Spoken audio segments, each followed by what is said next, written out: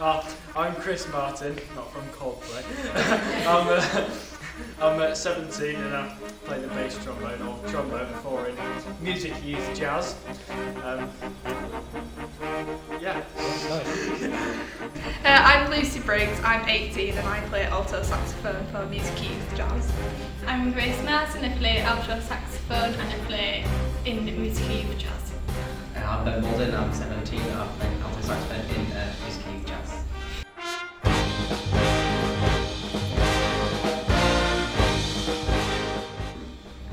There's so much to describe about Musica Kirklees. We're made up of these sort of smaller music centres around Kirklees area, and they all sort of come together to form the ecosystem that is Musica Kirklees. Yeah. We're just like a big family, and you have your little families like all your area music centres, then you all join together in the central music groups, like the Musica Youth Jazz that we're currently playing in today, and we just all get along and we support each other all throughout college and music as well, so it's just a very supportive atmosphere. And you sort of grow through it, so you start at the lower groups, you know, at your junior band and your small ensembles, songbirds and all that, and then you work your way up to your central ensembles, and then you get to do some quite professional things.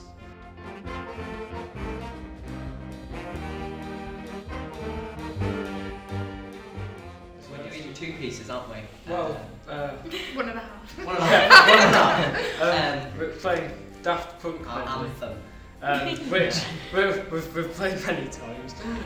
It was arranged by our other conductor, Steve Bradman, who, he's very, very enthusiastic. He saw a video of this. It was the Bastille Day in France. Yeah. It was a marching band that did a version of it. And we sort of He sort of rearranged it for our band. Yeah, so we've enjoyed playing it ever since. Yeah, it's really good fun, isn't it? Yeah. It's got about Proud 3 pieces. of the Daft Punk medleys. Yeah. And I think it means a lot when it's like something that every player enjoys. I feel like you can put more energy into it, whereas if the performers don't enjoy it, then it's not going to sound. It's one of the few pieces where everyone, as soon as we say, right, this is what we're practicing, we're all like, come on guys. Yeah. And we all just love playing it, and you can tell that when we play it because we all just sound happy playing it. How did you keep the group kind of going through lockdown? Did you have like Zoom meetings where you'd play on Zoom or like? Yeah, we did. We did have those. Sort of the smaller groups we seem to do sort of the ensemble stuff, and then our conductor Adam Kingham, he did these improvisation sessions, so by focusing on specific skills, which are really good. And remember we weren't sort of restricted by the pandemic, and we weren't sort of trying to do what we normally would, but not as well. We could do something new and work on something that actually maybe benefited from that more sort of private. Yeah, like you could experiment more, like it didn't Yeah. matter if it were right or wrong. Because when you spend all your life sat at a computer doing lessons, to have something that's on your computer using like Zoom or Teams, whatever it be, what's not education and it's fun. Yes. Especially with online learning, everyone just so struggled to have that connection with people, and at least when it were music related, we were all already comfortable talking to each other, so to have cameras on and mics on, that were all natural to us all anyway. So it's a really nice break as well. Yeah. Just something sort of fresh from, like you say, from all the lessons, and something that was quite stressful quite a lot of the time. It was just a nice break. And I think it gives you the time to work on like your individual struggles. Obviously, if there's a bit of music that you can't play, obviously not everyone's the same. People struggle with different bits, so it gives you that time to work on your own a little bit. Do you feel like I know in that scenario everyone's really up for it, really enjoying it? Do you kind of feed off of each other's energy? Definitely. Yeah, Definitely. Yeah. It's certainly. In particular with Daft Punk, the trombone part, I think quite specifically the bass trombone part, it has so much energy. It's like everyone's just like so like excited about that part of it because it just gets so like. Because even in your brass fest, when you look eyes with the person sat next to you, just to make sure you're all in the same place, you just feel that connection with like, come on, when we come in, we're going to do it with all of our energy that we can muster up. Yeah, I agree with that, because I think it's one of them, whereas if you play a wrong note in the wrong place, it's going to be quite obvious. Yeah. Not be quite together. Definitely.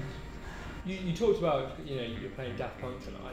what kind of music in general do you play? Do you play a lot of kind of more modern music, electronic music like that, or is it kind of a mix? Do you ever play kind of more classical pieces? I think Daft Punk is a bit of an anomaly. It is an anomaly in comparison to a lot. We do a lot Yeah. of jazz standards, a lot of modern big band. We do some vocals as well, because I also Lead sing. vocalist. So I've sung like You've Got a Friend in Me, like the one from Toy Story, for example. How important do you think that events like this are? Because like, the Royal Hall was full of youth from all around the country, musicians. So that's I think even just from watching rehearsals, that's what I thought was so cool. That the whole place was full of like, kids basically. I think it's so important, especially for the ones who are here from primary schools, because to see people like us playing instruments, it can inspire them. Think, oh, do you know what, instead of just singing in my school choir, let me try out an instrument. And that's how you'll get the new generation of players coming up, because they'll see people playing and think, oh, I think I could do that.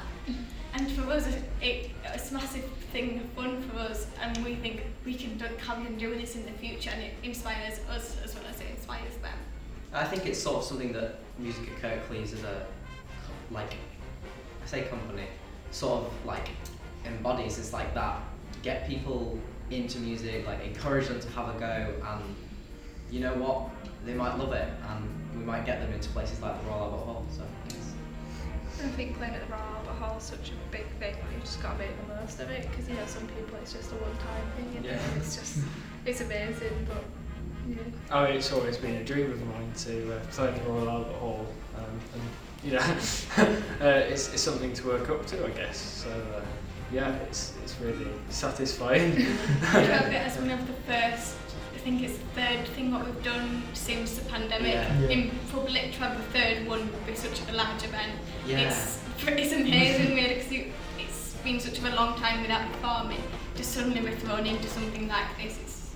And with our group being made up of quite a few new members since we've sort of moved on to the following year, it's quite exciting. Yeah, it's good for them, it shows them what we did do. We're capable of.